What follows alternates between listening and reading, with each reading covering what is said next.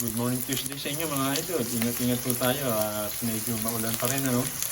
Ayan po yung ating lulutuing ulam ngayon. Isa na po tayo ng pangsahog natin na baboy. Ayan, pumutok pa guys. Ampalaya po ang lulutuin natin. Ayan guys, ampalaya kong karne. Naway maibigan nyo to guys at samahan nyo po si Kuya Lars hanggang sa malutong itong ating ulam ano. Ayan na guys, pasaydan muna natin, hamulin muna natin ano. Iiwa-hiway natin ng maliliit to guys. Medyo brown na siya, nakagmantika na natin ano. Siya yung nagamitin natin panggisa guys. Ayan. And then, saka natin ihiwa-hiwain to guys ng maliliit para madaling maluto.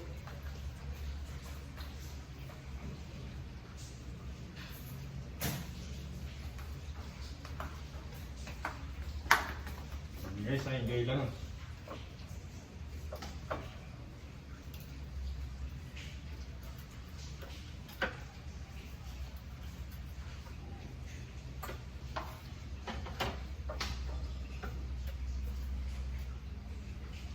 May maibigan niyo ito mga idol. Pag po kayo may init sa pagluluto ni Kuya Lars, samahan niyo po. Medyo malaki-laki yung ating karne kaya hiwa-hiwain natin ng parang ano lang siya, ang minudo.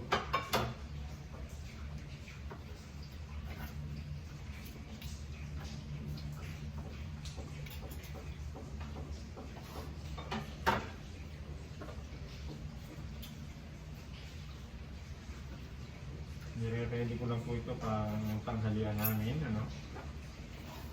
Medyo busy po si Kuya Lars, ano po tayo ng kesame guys.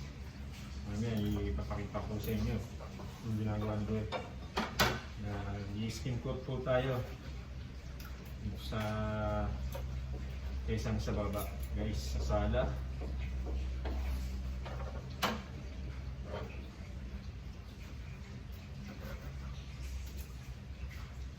Ayan guys, hiwa-hiwa na natin ang maliliit ano. Pwede na natin to. Magigisa na tayo mga idol. Unahin na natin itong sibuyas.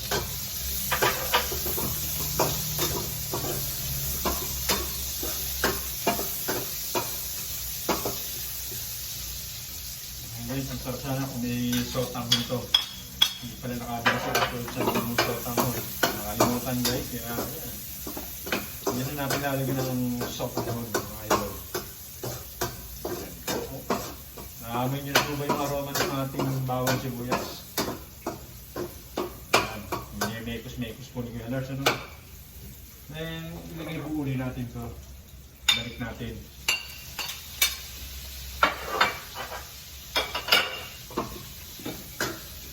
Medyo lakasan natin mga po mga idol.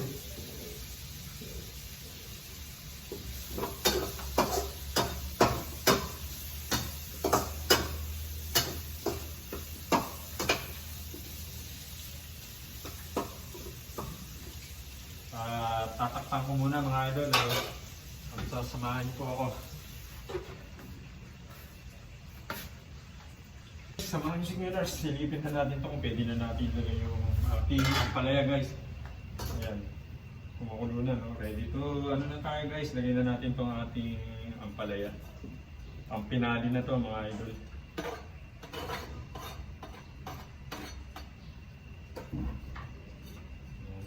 At tapos po nito, tatakpan ulit natin ano.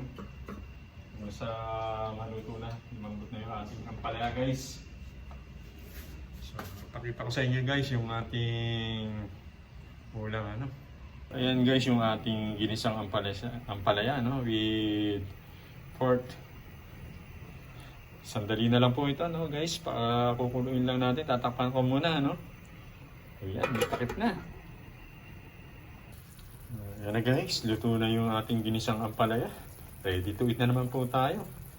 Naway inyong pusuan at magustuhan mga idol. Muli po ingat-ingat po tayo. Paalala yan, Kuya Lars.